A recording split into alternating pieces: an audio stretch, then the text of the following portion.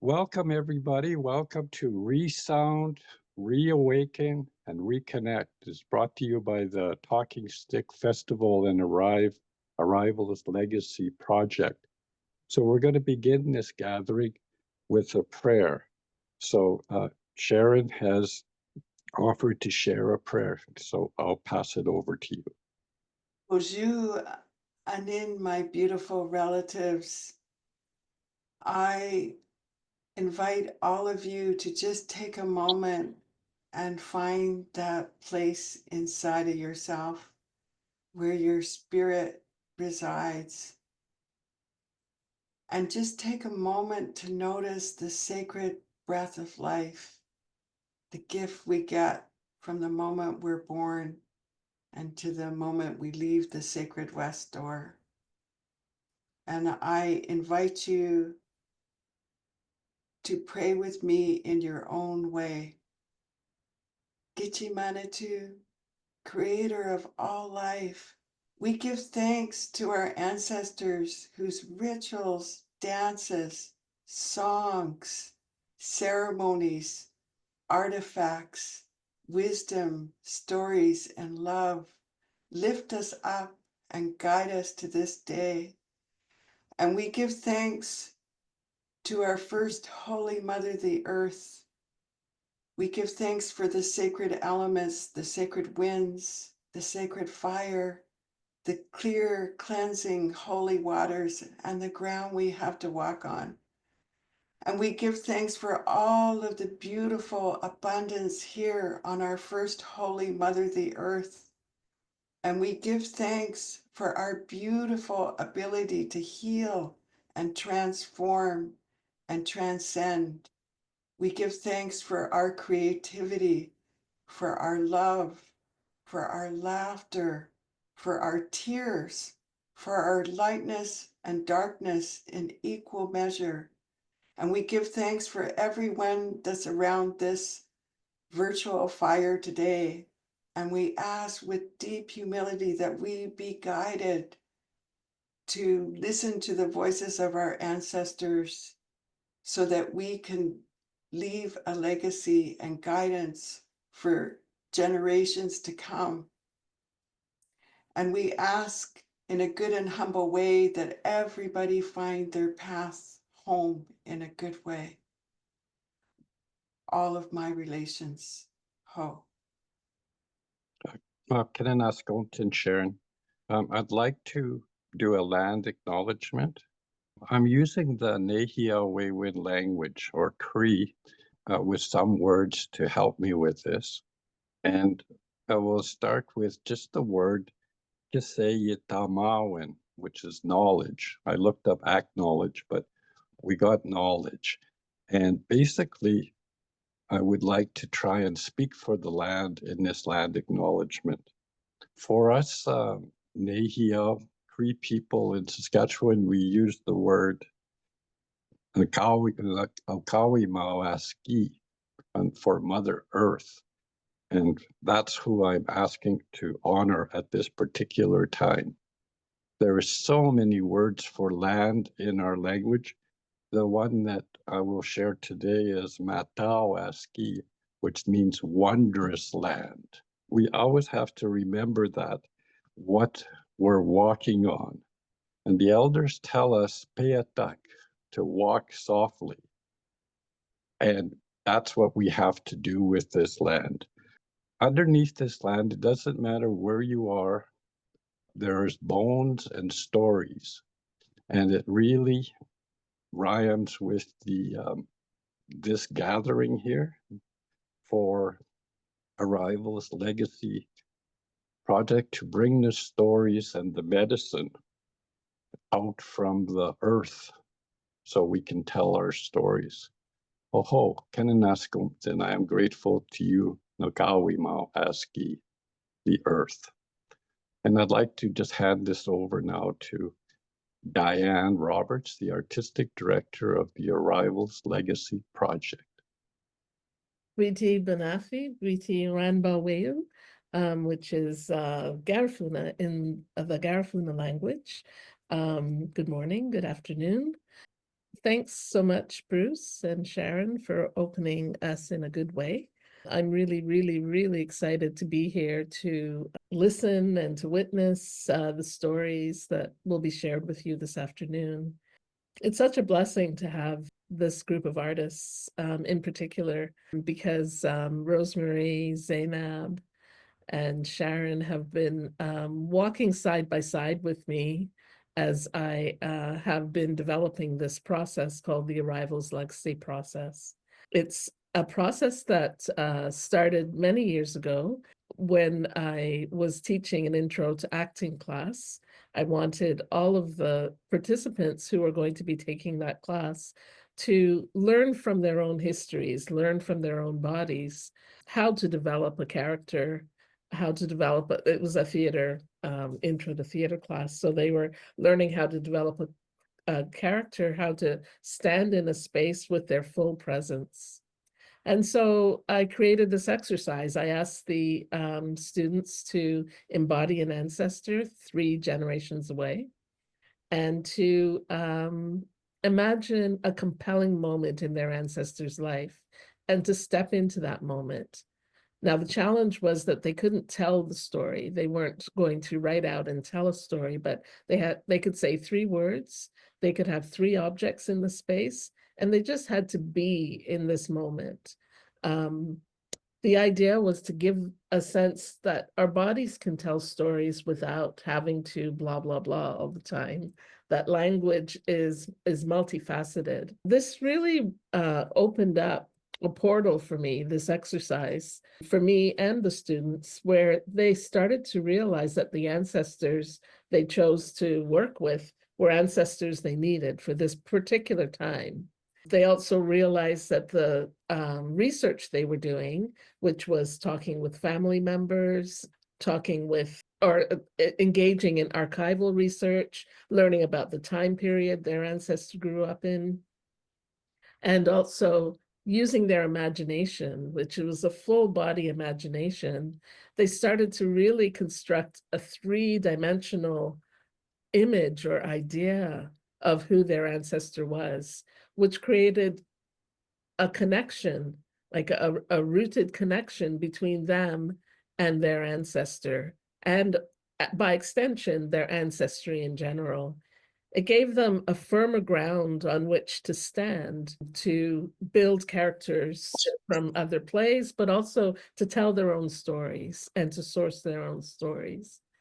And so this process has been in development in communities of artists across the country and internationally for many years. It was in 2021 that we started to gather the artists who have been doing the work, who have graduated from the workshop. We call them the ALP alumni, because we wanted to connect the dots. I mean, all in my head and my heart, I had all of these artists that I had beautiful experiences with. And I kept saying, I really want Zainab to meet Sharon. And Rosemary had already met Zainab and knew Sharon, but that there were so many connections and connecting lines that I really wanted to make happen. So we created the SeedPool. Andrew Singh and myself applied for the first Digital Arts Strategy Fund grant from the Canada Council, and wanted to thank our funders for that as well, to create this platform called the SeedPool. And now there's it's a beautiful space for artists to exchange what we call seeds. It's an object, an image, a song, a video that speaks to their experience inside the arrivals process, and also how the process has impacted their work as artists along the way. So this space has become a really amazing playground for exchange and for collaboration. What you'll see today are some examples of those seeds, and you're welcome to. I'll put into the chat the link to the SeedPool. You're welcome to visit the gallery.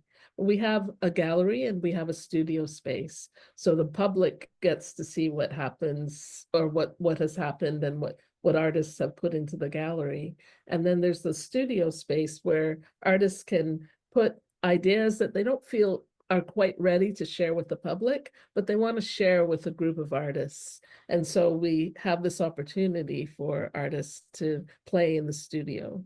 I'm really looking forward to the conversations that will come next. Patsy, everybody. I neglected to introduce myself. My name is Bruce Sinclair Nastikason, Saskatchewan Oche. I'm Métis Nehio, or AKA Plains Cree, and I'm really happy to be asked to moderate this gathering today. And we're really looking forward to hearing these artists. Myself, I'm a theater artist. I also work with teaching drama at the University of Saskatchewan to a lot of Indigenous students, but actually it's now expanded to a lot of people of the world because the whole world is here in this land, Miskinak, Minstik, Turtle Island. So no, like you don't want to hear too much about me today. It's about Zainab, Rose, and Sharon. So I'm going to just let them go in that order. So, Kananaskompton, thank you. I'm grateful. Thank you. My responsibility in this moment is to introduce Rosemary Georgeson. So Rosemary is Coast Salish and Satu Dene, and she was born and raised on Galliano Island and grew up in the commercial fishing industry. Since leaving the industry, Rosemary has worked as a storyteller, playwright, and filmmaker. Her passion is in bringing youth, elders, and ancestors together. I love that. Through storytelling, and her stories are deeply rooted in her family history, and she has witnessed many changes impacting the West Coast. Rose has applied her talents in dozens of theater, film, and performance projects throughout Canada.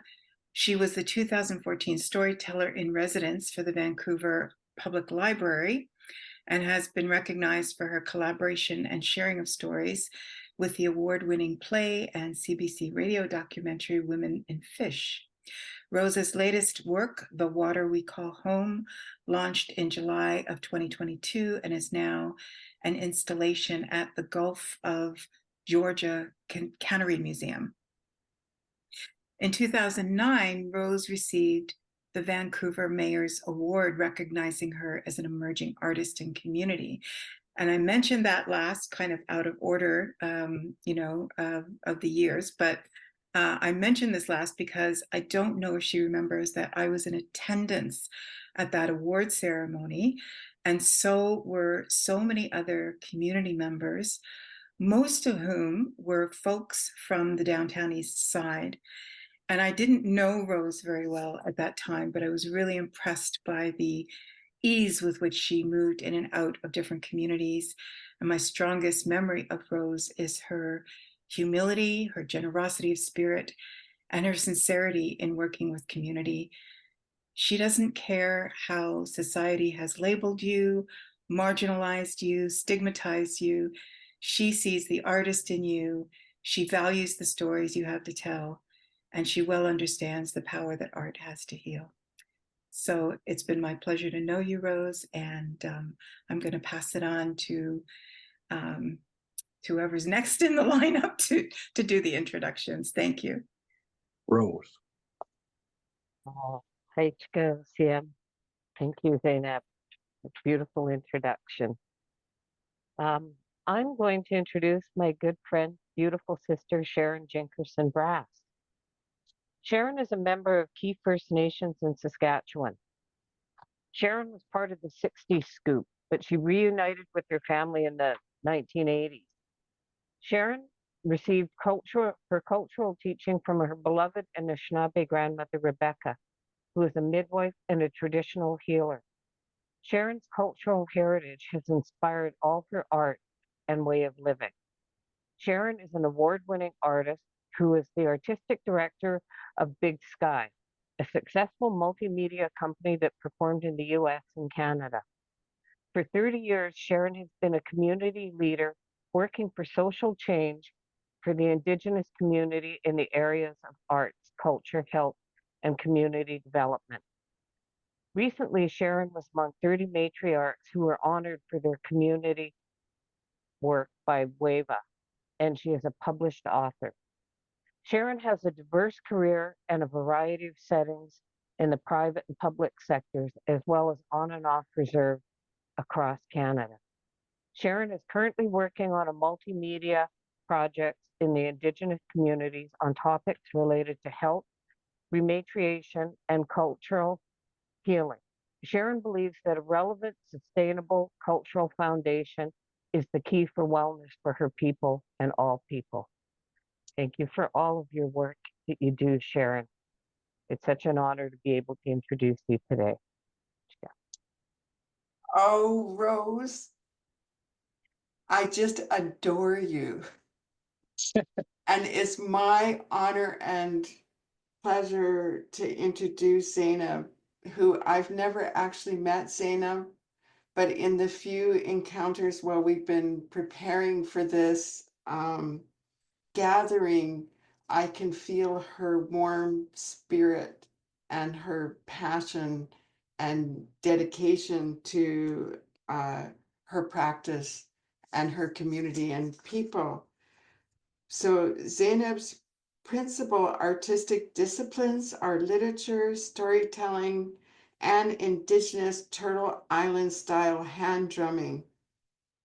Being of mixed race, heritage, Black, Cherokee, Seminole, and European, issues such as decolonization, indigenization, trauma, healing, futurism, relational worldview, and spiritual development are themes infused in her words of futurist fiction, nonfiction, poetry, and song lyrics. Her artistic elder mentors include the late Pauline Shirt, Lee Miracle, and Grafton Antoine. Zainab has a modest publications in recording and performance record, but her main passion is storytelling in literary spoken word and music forms. Zainab is the mother of 2 grown sons and a grumpy but magical cat who lets her share the couch. Now, Zainab, I'll leave it to you to say where you're from because I don't want to butcher the name of the community that you're with, but it's such an honor to be here in the circle with you today. Yeah, so my family basically hails from a place called Staunton, Virginia. So yeah, thank you. Welcome. So this is a few moments of a seed that I posted. I think the link is going to be in your chat. We were workshopping a new song by Mishkiki Girgankwe, one of our drum circle. I drum with a group called Nandawagan, and we're based here in Nogajiwanong, Peterborough, Ontario. This is an initial recording we did in somebody's basement. It's not the best sound, like Diane was saying. It was just a kind of a little experiment that we posted for feedback, and so I'm going to share it here with you guys now. A few minutes of it.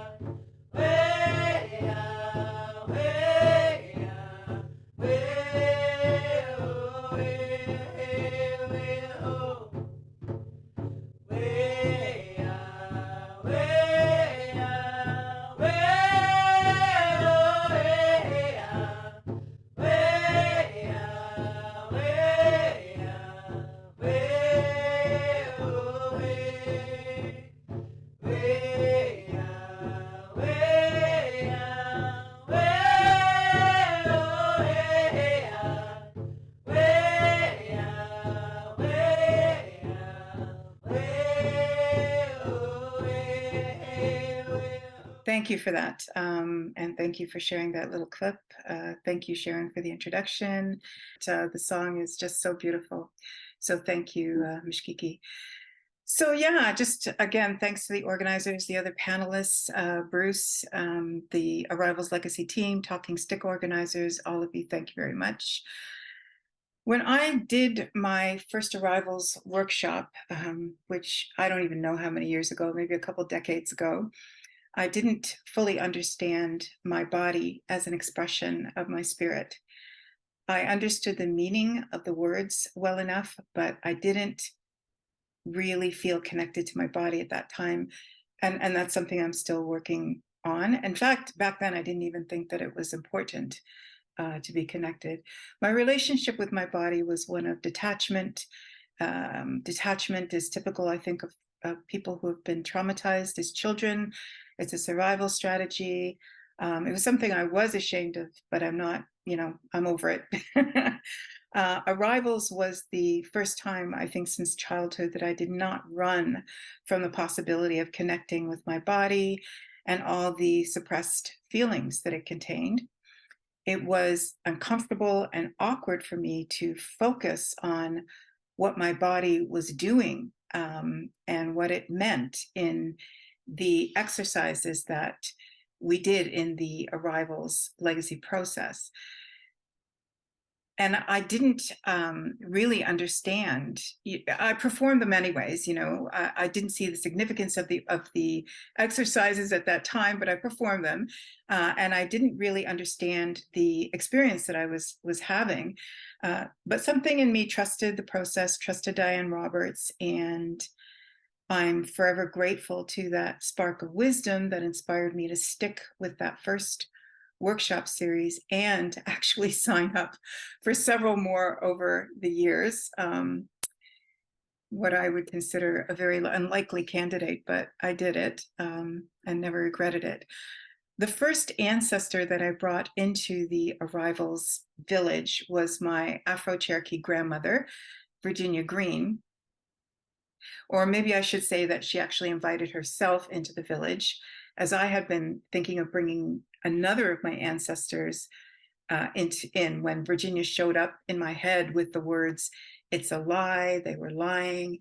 And she repeated those words over and over in my head, "It's a lie, they were lying." And after a few days of that, I became curious.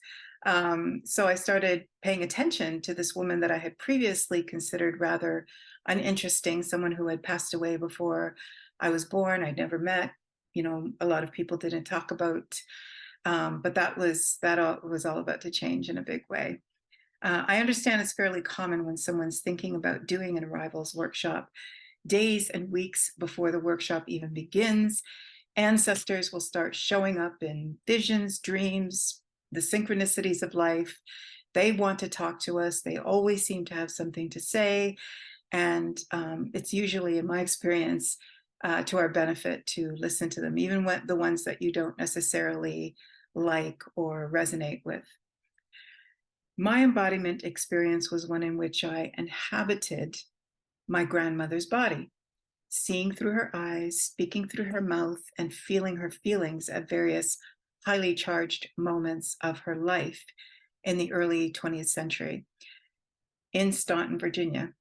As you can imagine, it was emotionally powerful, sometimes painful. However, partly because of the workshop exercises that I dragged my butt through, I felt completely capable of severing the connection at any time that I wanted. But I was receiving so much information that answered questions that I didn't even know I had. And I just felt it was just too rich an experience, and I saw the process through. In that process, I glimpsed the most painful traumas, the highest joys of my grandmother's life in the Jim Crow apartheid US South. The promise of learning, the truth behind family secrets and lies was the carrot that kind of enticed me into the process, but that was not the meat of the experience at all. In a series of vignettes, my grandmother's life played out in this kind of a little video in front of my face. I felt her frustration at being dependent on a mother who had never wanted her. I shared her teenage infatuation with a much older man passing through town. I felt her shame for carrying the child of that man, whom she loved, yet who had to be threatened with statutory rape before agreeing to marry her. I felt her loneliness and isolation of being a young mother while her husband was always off teaching at Tuskegee Military College in Alabama. I experienced Virginia's grief at the suicide of her twin brother, the anger that her anger that her husband was convicted of raping another woman while she was home taking care of his kids. And I felt her forgiveness of him when he was released from prison 6 years later, a broken man. And in her final days, her fears for her 5 children when she realized that she was sick and would not see them grow up. And in the end, sitting by a creek in Staunton, in Virginia, I felt the peace of knowing that the story of my grandmother's life had purpose and was showing me how to love. Those emotions, her emotions, have been hanging around for 3 generations, passed down from my grandmother to my father to me, waiting for someone to feel them so that they could fulfill their purpose, deliver their message, and disperse into the universe, allowing joy and a sense of meaning to fill up the vacancy left behind. In feeling Virginia's feelings so acutely, I now understand I was healing. I was healing her, she was healing me, and the lines, of course, between her and me were quite blurred, which brought a new level of meaning to the concept of, we're all related, we're all one. Afterwards, when I shared this experience of time travel, a few people quite reasonably raised a skeptical eyebrow. And I would say, quite honestly, that I didn't know at that point whether I'd made the whole thing up or something very special had happened to me, or it was a combination of both. But I can say it was life-changing. And with participating in subsequent arrivals workshops, connecting to ancestors became quite normalized in my day-to-day life. I've since participated in many somatic or body-centered healing processes across various cultures. I've done sweat lodge, of course, cedar bath, the mascal, and other ceremonies. As a result, I've learned how this body that I have at times vilified, I've learned that it can be a potent and sacred medicine of connection to ancestors, descendants, the past, the future, our relatives on the planet, our relations in the cosmos, and our neighbors next door. And more importantly, it can connect us to our higher selves. In these short moments of connection, I can recall who I am, what I am, why I've come to this world of matter, this place of bone and blood. And those recollections make being here in the material world, the physical world, much easier. I now understand that the physical 3D world is but a tiny fraction of a vastly larger and more complex cosmos where all manner of ancestors, descendants, spirit helpers, extra-dimensional beings, and tricksters reside. I've come to comprehend new stories of purpose, mine, humanity's, and the Earth's. I can tell you that these global Indigenous healing practices, all those ceremonies and rituals people engage with still, even though colonization tried really hard to wipe them out, these earth-based, body-centered practices are powerful. And you can ride them as far as you want to.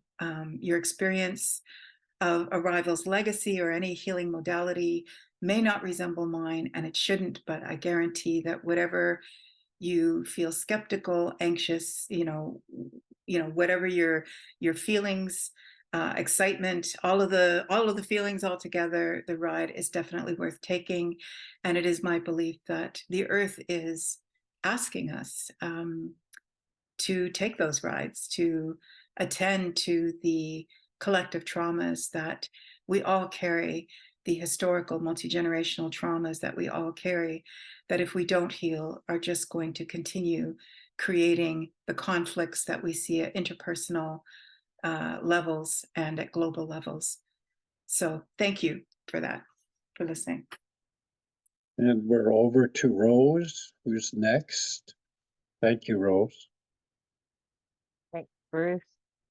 Thank you for sharing, Zainab. It's beautiful, powerful. I came into Arrivals when Diane became artistic director of Urban Ink Productions. I'd been with them since the beginning. And we were doing some work on Galliano. We were out there doing work with the school and an arrivals process out there. And that's when I saw our youth come into it. They still carry the stories from that. That was in 2008 when we did that. Arrivals, I don't know where I'd be in this world without it, what it's done. I didn't know how to open up and share my stories, or that I even carried stories. But I knew that there was something missing in my life, in all of my family's life. And that was the ability to talk, to share, to learn about history that had broken us and separated us. At that time, back in 2008, I knew that we were a large family, but I didn't know how big or who we were connected to. We grew up in a bay on Galliano where our people, our ancestors had been since the beginning. But there was only just my mom and dad, my brothers, my grandparents, myself, and a couple aunts and uncles. We didn't know about the history of what was done and why we were there. And I think I've shared that I've always been a very curious person. I grew up listening to the whispers and the knowing there was secrets and things that no one would talk about. And with my curiosity, I had to know, I had to open that up. And I'm so thankful for Arrivals, because when Arrivals came along, it gave me the opportunity to open up those stories. And as it turns out, we are part of one of the largest families on the coast. We're connected to every community around the Salish Sea, all the way down into Washington State, right to the top end of what was known as the Gulf of Georgia, and every village, every bay along the way. And our history, our stories, our connections go all the way up to the Alaska border and beyond. What I've got to learn in the last few years is who all the family is. As I was sharing stories and learning about this and researching what I could, it got to the point that there was so many stories that it wasn't mine to carry anymore. And that's where a lot of my work started changing. Learning about who my family is has become the focus of the work that I do, and what was taken from us so we wouldn't know each other. I like to think that I'm that little itch that the government can't scratch, because I'm putting my family back together, finding our connections that go back 5 generations. Just in the Bay alone, where I'm from, we're 9 generations deep now. This is my niece. This is part of the water we call home, which is what I have, an installation I have in a national museum out in Steveston, BC, in Richmond. This is all family. And the people you see coming up through this slideshow are family that have come back together, that we never knew each other. There was so much brokenness. This image right here is a friend of mine whose mother and grandmother went to that cannery looking for a job back in the 70s. And they said, no, we don't hire your kind. They went back the next day and told them that in the hiring office there that they were Hawaiian. They got hired right away. These are some of the practices that my work is opening up and sharing. they can't go untold, these stories. This is the archive in the museum. They didn't have much of an idea of a lot of the stuff that they held in there. So when I walked through there, I'm going, oh, look at that. There's an old set of Gerties. Look at the pigs for that troller over there. And I knew the names of the boats. I knew why they held on to tobacco cans. And it opened up another world for them in there to understand all the different things that they had in their archives. And they were all such a part of my history. Like, to see them, I'd been in the places where all of these archives had been. And that was the unfolding of our stories and letting go of what I thought I had to do, but opening it up to, like, the people you see coming through these videos. That's my father's boat there. I was almost born on that boat, my grandfather. They carried these stories and never spoke about them. And as I'm speaking about them and sharing them, I'm finding the release and the freedom that they never had. All the work that I do now through the water we call home, two-eyed seeing, the work with the rivals, it's always opening up stories to pass on to our youth, because they're the ones that are going to carry it forward. They don't have to be silent and shut down like I was. They get to know them, and they're embracing them, and they're telling them, they're holding them. So our stories are not lost. I just got the chance to do a photographic journey on Galliano of 138 family members, all in tintype photography. And the community that created by having to sit with each other for 5 to 9 minutes to process these images started rebuilding our community. And the stories started coming back, and we started sharing with each other again. And the kids, our next generations, are carrying them forward. Did you want to share the clip from my feed? There.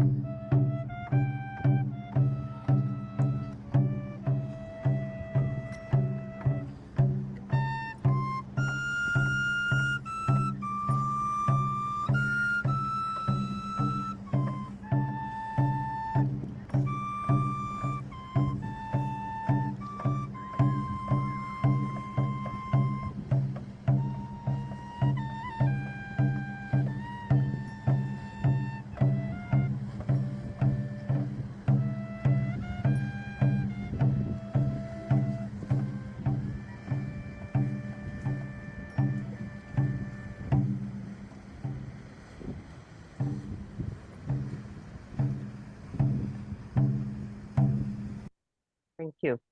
The reason this seed is so important to me is when we were down in Halifax doing some work down there with the rival, I got to meet my cousin Tammy, who was part of the family that was taken away. We never knew each other.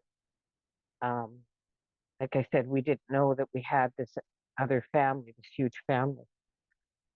And we got to reunite down there. And where we did this video was an archway where all my grandfather and my old uncles left to go overseas during World War One.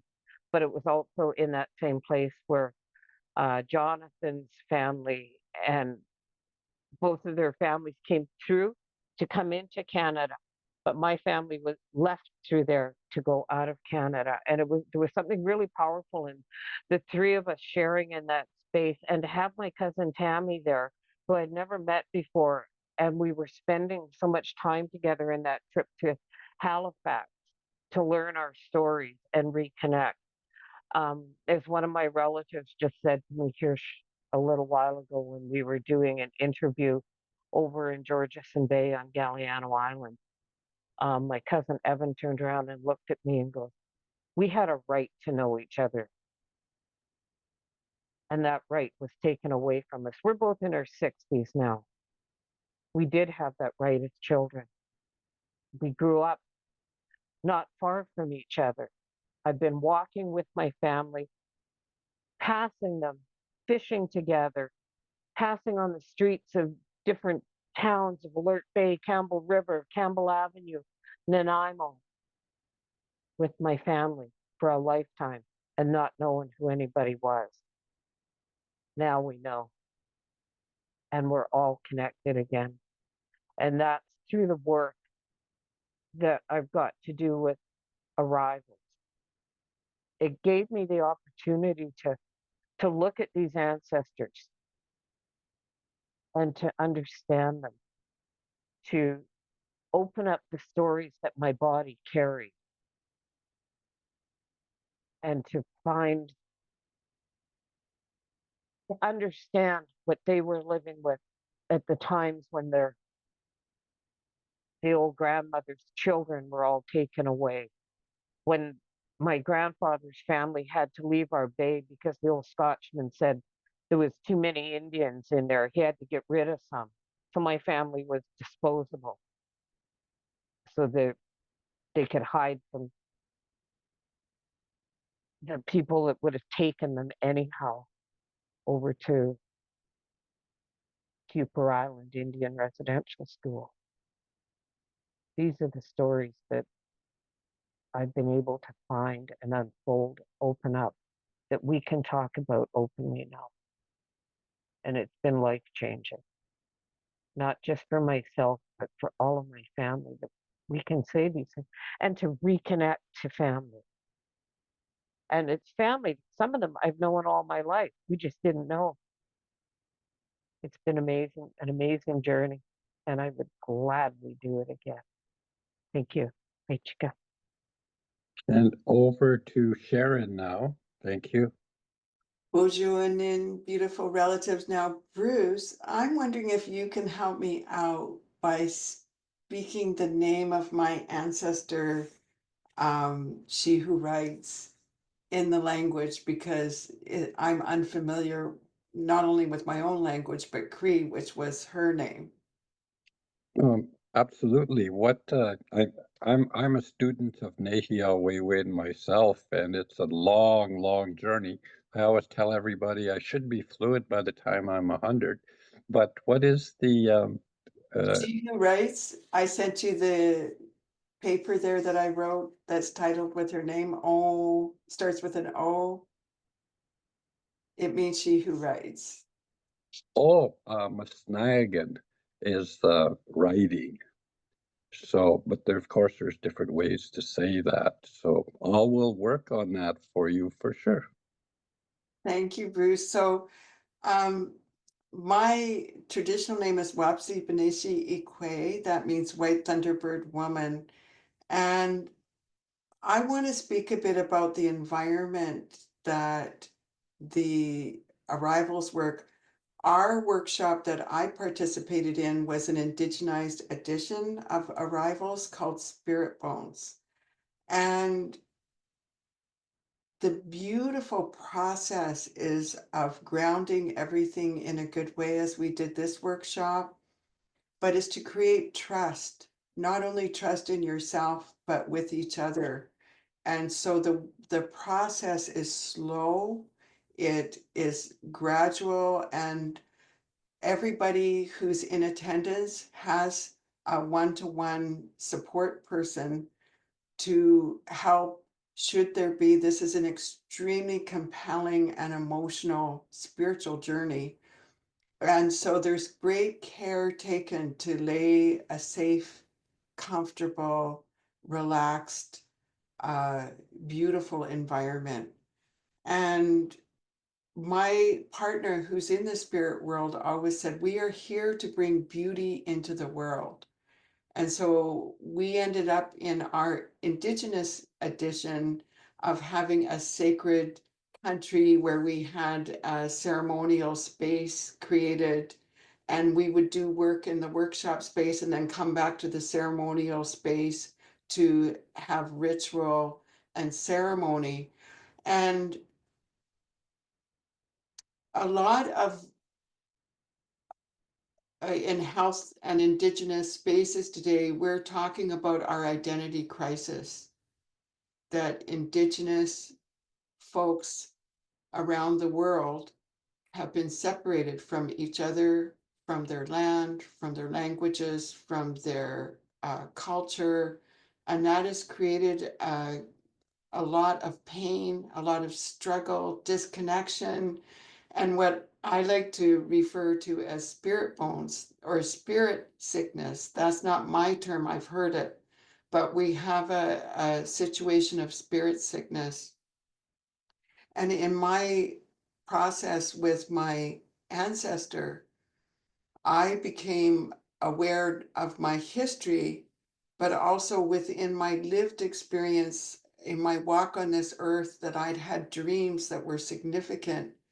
And the reason why I picked my ancestor, this two generations before me, and her Cree name translates to she who writes, was because when I first returned home, as Rosemary was talking about, the complete and utter separation for me as a 60 scooper.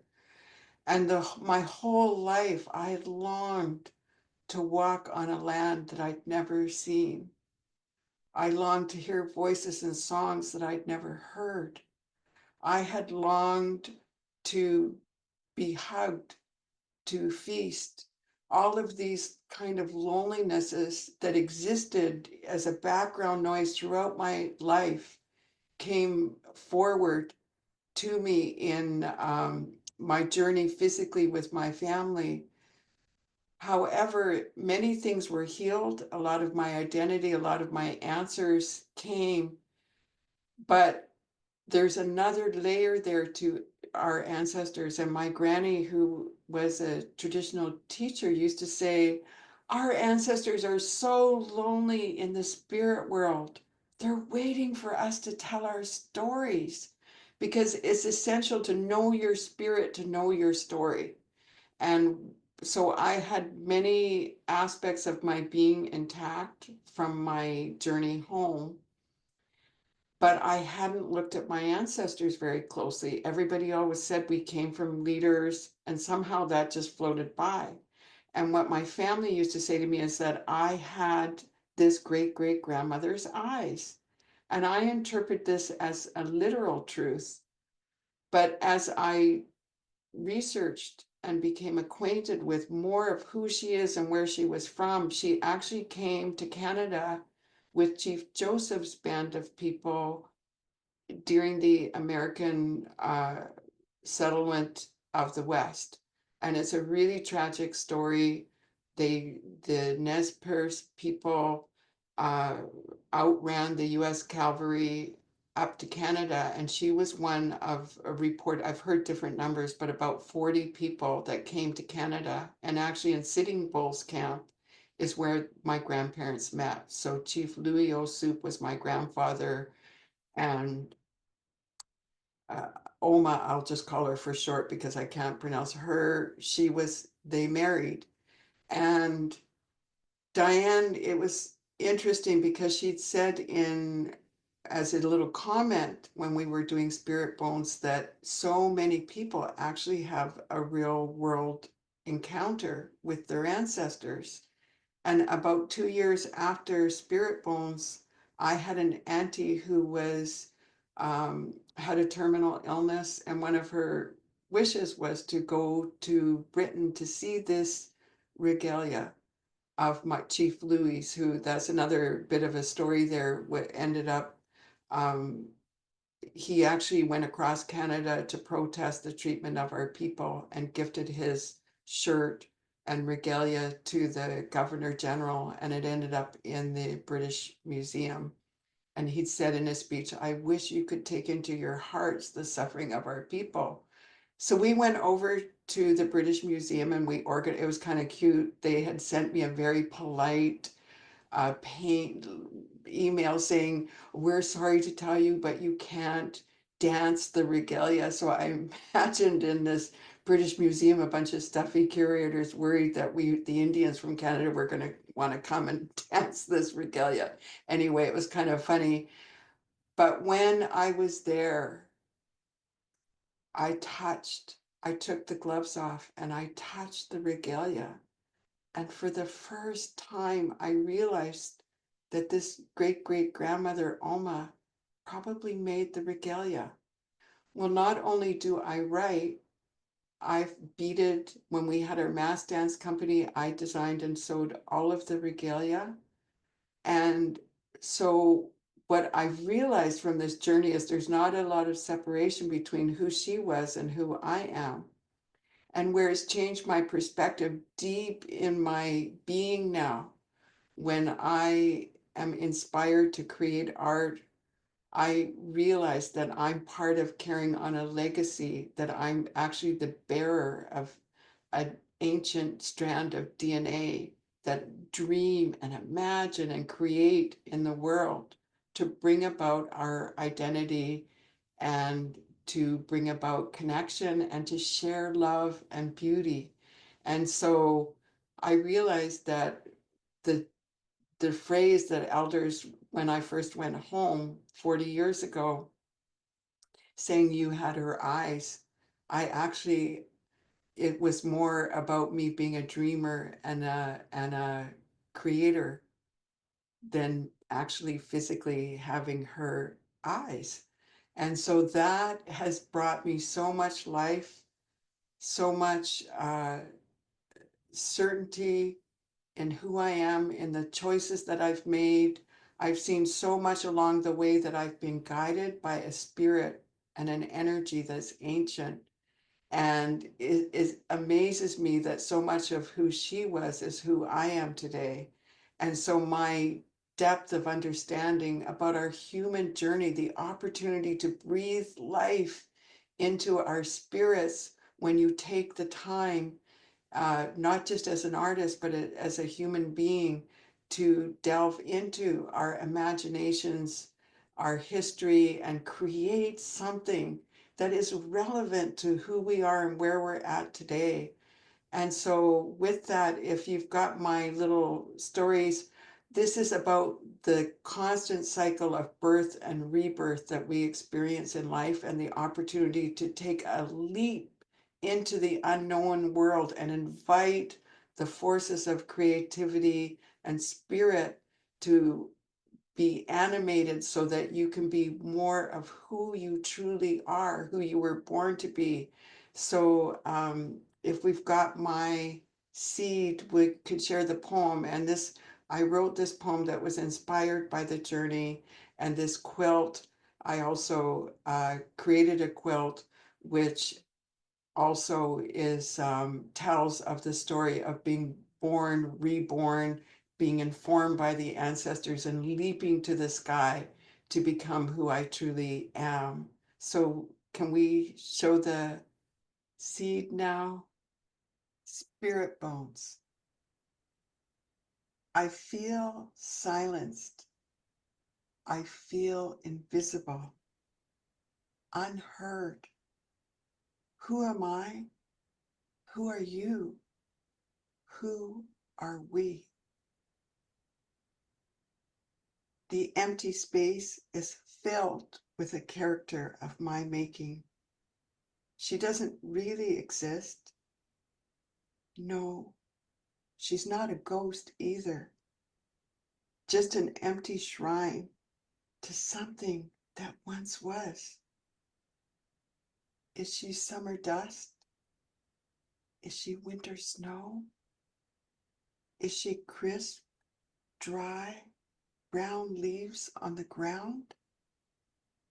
She allows herself to question the cage, the roots, the dark earth, the dark night. What will the mask reveal? I'm a bird. I'm really a bird. thunder, I think. I feel my wings heavy, dense feathers weigh me down. My wings haunt me.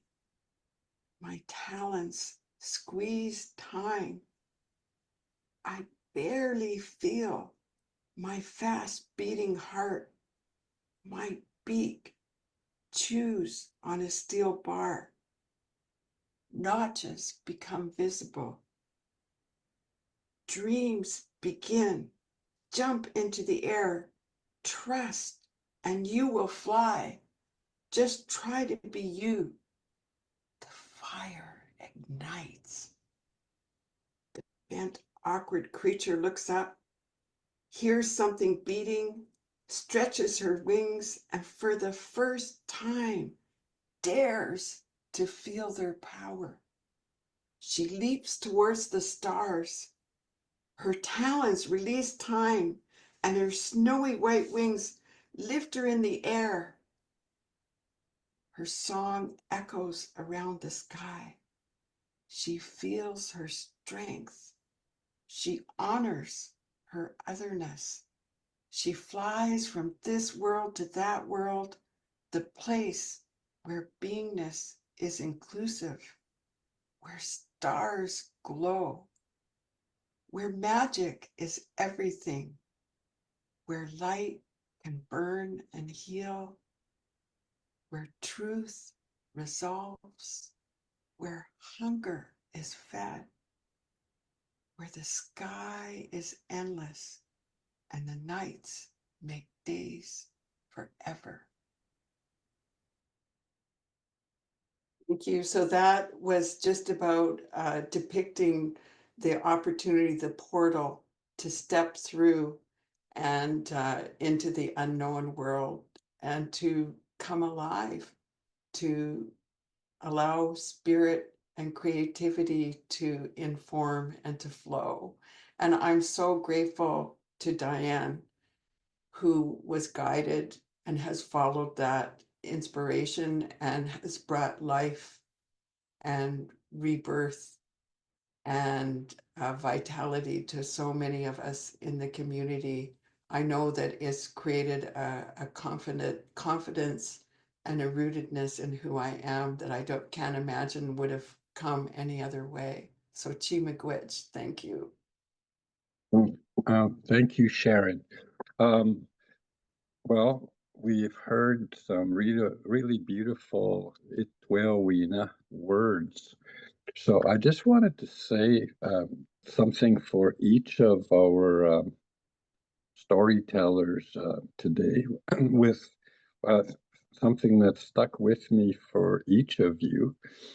And there's a lot, but for Zainab, she started us off with a song, and we all know, especially this group, how healing the art is. And Rose also had that along with when she's out on the East Coast, when I met her out there as well.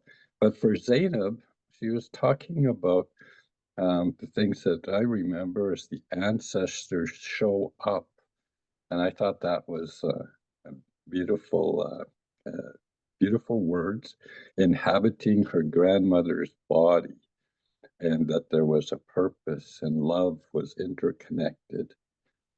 With Rose, she had certain things that stuck in my mind. Always curious, and the scope of our people on the Salish Sea all the way up to Alaska, and these very strong words describing that experience with her search. What was taken for us. We don't hire your kind, and we never knew each other. This happens in our communities all the time. And moving over to Sharon, and she talked to us about the identity crisis, which we can all identify certainly with. Doesn't matter who you are, and Jack, the spirit and the sickness. Also, the word longing and loneliness. You know, as we're we're longing for something that we haven't found out yet. So as well, going into thinking about the spirit world and the loneliness that our ancestors have for us. So these are just some of the words that all three have shared with us. And I'll start off with basically a question for whichever one of you wants to answer to. I was thinking about ceremony. And for me, I love to practice ceremony in the Nahia way here in Saskatchewan, but not everybody. Everybody knows about ceremony for different reasons. And I just wanted to ask our storytellers, can you talk a little bit about the ceremony and what role that plays? We're also talking about the ceremonies you're creating now in your relationship with your ancestors. So whoever wants to speak to that. I could jump in. I have a little thought about that, and that is that we're one of the best explanations I heard is from two people, and one is that the human heart, when it's formed in utero, one moment it's an organ, and then something happens, and ba-boom, ba-boom, ba-boom, the heart starts to beat. And cardiologists in my health research can't explain how this happens. It's a mystery. And the other thing, a friend of mine who's an Indigenous food sovereignty storyteller, Don Morrison, talks about how in the seed, there's material. In every seed, there's material and space. And they've realized that the space inside a seed is equally important to the material because it explodes. So what ceremony does is it is another way to invite the force, this great mystery, into our worlds so that we can start to generate explode, if you will, with creativity through connecting our mind and our hearts. And ceremony is a way that invites these energies to come and into our world, into our hearts and minds. And what I notice is that when we do ceremony, that it might not happen right in that moment, but that things align in a way that I wonder, would they have happened without the ceremony? I'm not sure, but I do know that everything that I've invited into my space when I've longed to know and I've asked for answers, I've been shown the way. And I do believe it's inviting that great mystery and activating it so that we're we're opening our hearts and minds to ask, to have something revealed, and to move forward with wisdom and awaken on the inside. Thank you. Can I ask Compton? Thank you. I am grateful. Did anybody else want to respond to that? Sure, I don't mind responding to that. So, what ceremony is about for me generally is the idea of connecting to the spirit realm to make some kind of impact in the material world and the 3D world. So, and you can, like that's something we can do on our own, but in terms of my growth as an artist, as a spiritual person, I feel like I really have underestimated in the past how powerful ceremony can be when there are multiple people of one mind, of one heart together, trying to have an impact in the world or making an impact in the world, calling on spirit to work through them to impact something. And so, I feel that as well. I mean, being a musician, I feel like the way I feel that most in my body is when, with my drum circle or Nanda Wegwan, we are together, kind of all in sync, all singing, together in harmony. Our drums are on, on the rhythm. And there's something that happens. And I have been very interested in healing over my lifetime. I've done, some training and stuff. And I took curanderismo at the University of New Mexico, which is the art of healing as it's practiced in that area. And one of the things that I think our Indigenous peoples have always known is the power of community, the power of groups, collective attuned people who are attuned with each other. And now I'm reading more about European, practitioners of various healing practices, talking about this concept of attunement. And noticing how quickly, when people are in a group, they heal a lot faster, and they accomplish whatever they come together to do a lot quicker. I feel like arrivals was definitely a form of ceremony for me, and I really respect and appreciate more and more the power of ceremony, and feel that ceremonies in particular that are aligned with the earth and the cosmos, the cycles, the equinox, the alignment of the stars and all of this stuff are something, again, our peoples, have known. Then we have additional power. I definitely feel like, even though it's not necessarily referred to, or it's not an ancient practice, arrivals is definitely ceremony and very powerful. Thank you. Thank you, Kananaskompton. I'd also like to invite the audience to either ask a question in the chat or unmute yourself. In the interim, I'll just ask one more question that became apparent to me listening to you, and of course knowing this journey that Rivals has gone on.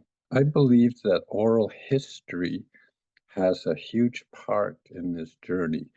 I was talking to my big sister, and we realized that we're the only two that actually write creatively in that sense in our family. And I realized that, that everybody has their gifts. So for a lot of our journey, as we're trying to find out who our ancestors were, we don't have anything written. So it's the oral history of the elders that help us.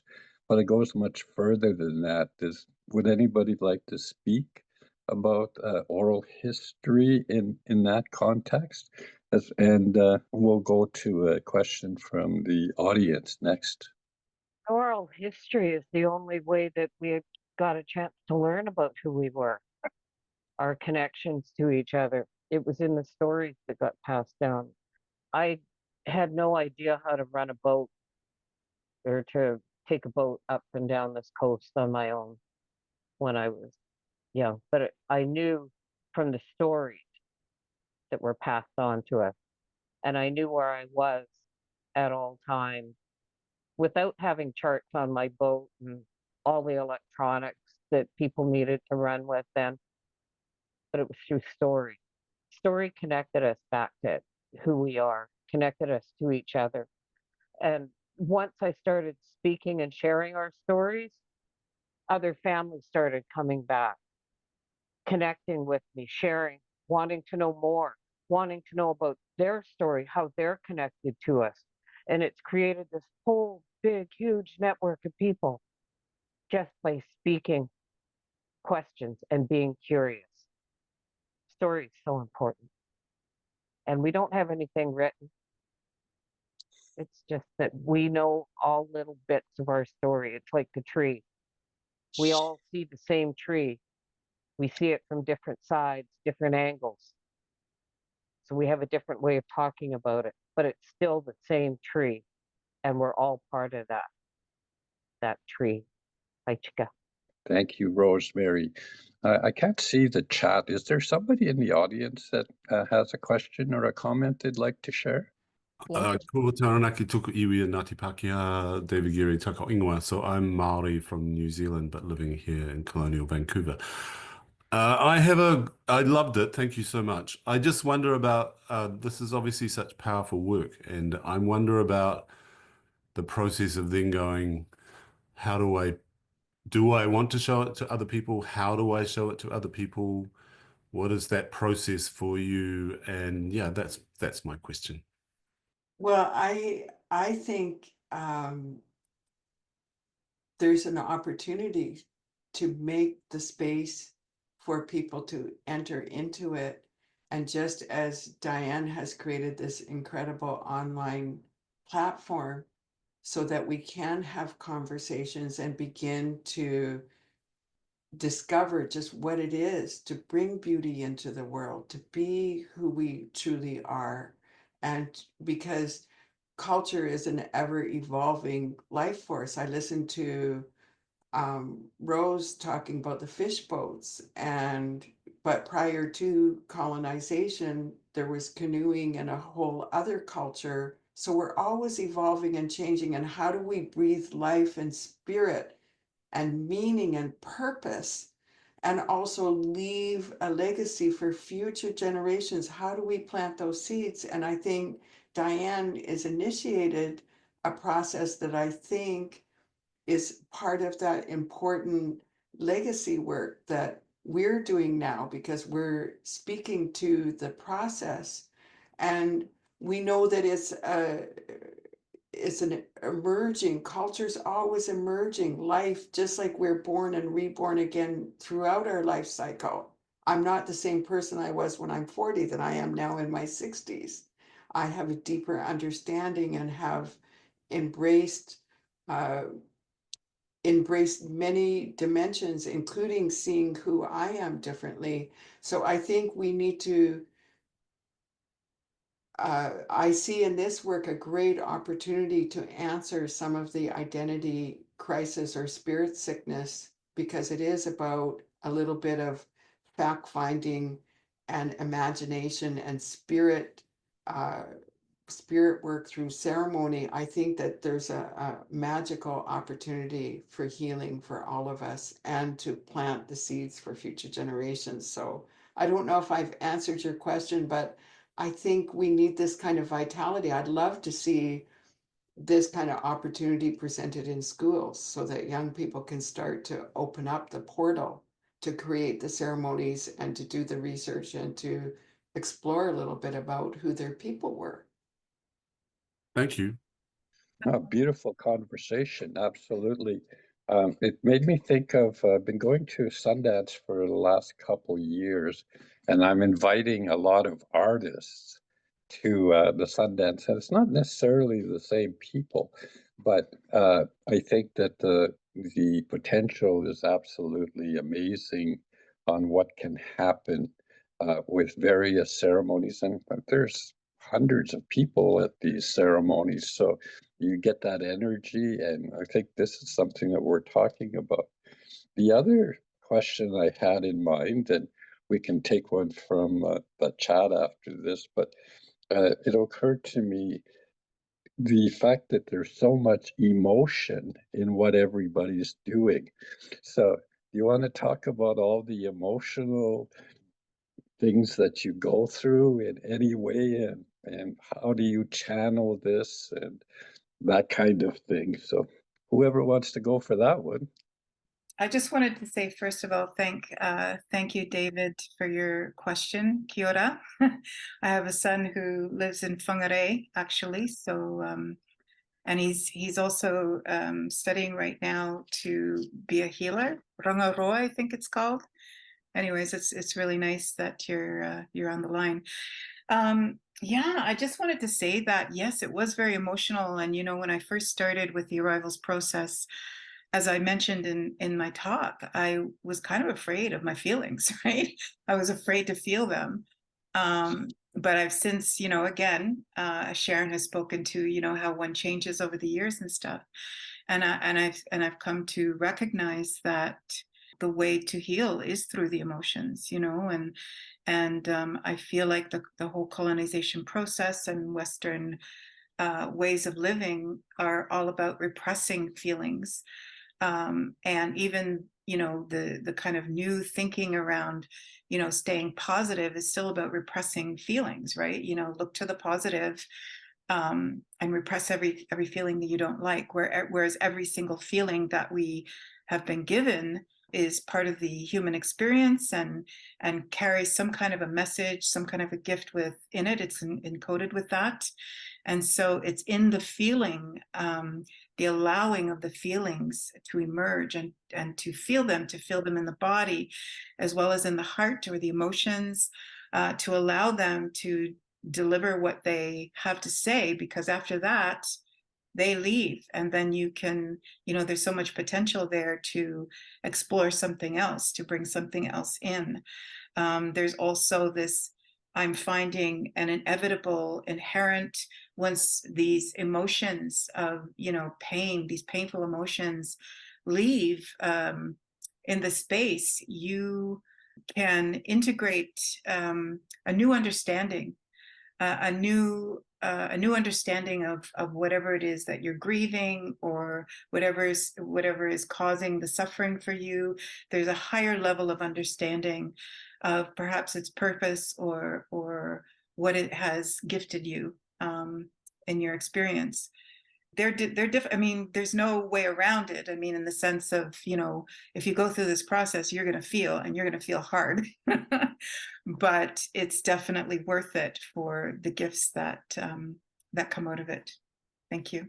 I would just like to add a little bit that the teaching of friction creates change. The friction happens and a fire bursts forward, and why I stressed the importance of a slow process that's safe is because it's through vulnerability that we find our truths and can transform.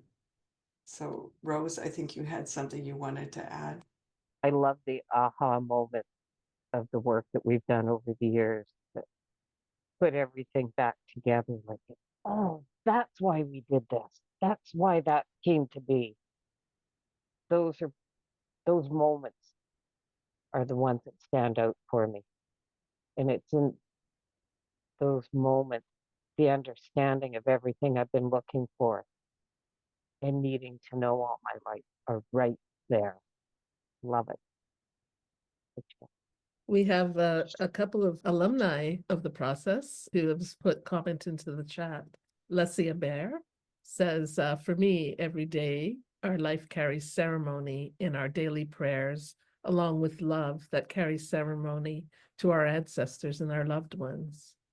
In our words of wisdom, love, and gratitude is ceremonial. Sharing our hearts, we are connected. This is our healing and strength for sharing our thoughts of true love, our ceremony. Today, we cannot always be in control to be where they have ceremonies. My daily smudges, my love for everyone is ceremony, and that is from my heart to everyone's hearts. We each do our part in ceremony.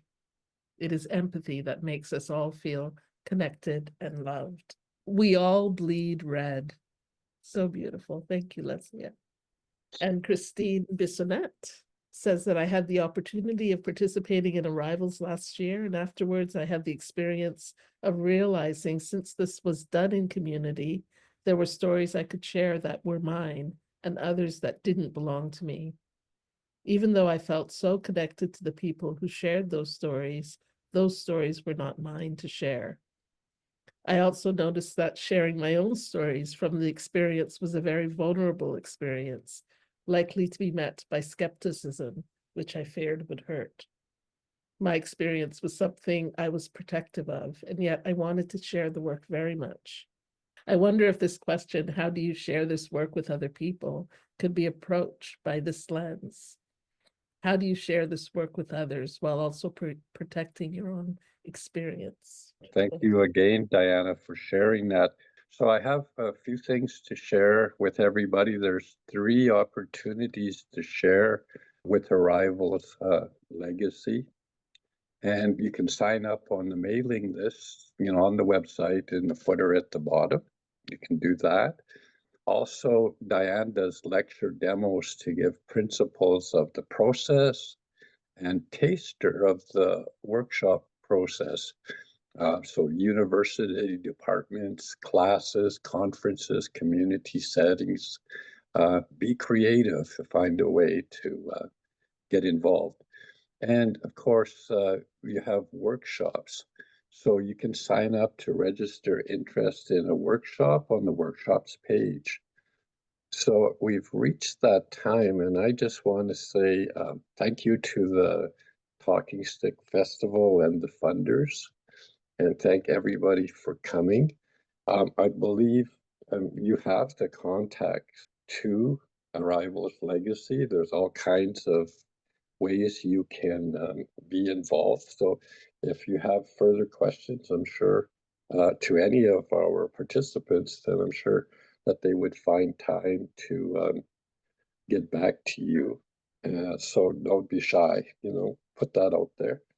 Also, I just wanted to say, Kananaskopton, thanks. I'm grateful to each of, well, everybody that's involved in this session. We talked about a lot of beautiful things. For me, I remember a Dene woman came to Ottawa one time, and she told me, she says, I feel like a stranger in a strange land, but this is our land. And but in the bottom line, when I did the acknowledgement about Mother Earth, I did not say that nobody can own the land. So that's where we get into trouble with two-leggeds. The land is for us for as long as we can imagine. And I wanted to say also is that we are our own history. So what we're doing now, this can be passed on to future generations, and we have all kinds of ways to pass it on now, which was not the case in our search for our stories. However, the spirit is very strong and it goes through all time. We can find out things from dreams and ceremony and song and dance, and the list goes on. So those stories are very close. So that's all. I just wanted to close this off with that. And thank you so much. Thank you so much, Bruce, for moderating so beautifully, and for all the speakers.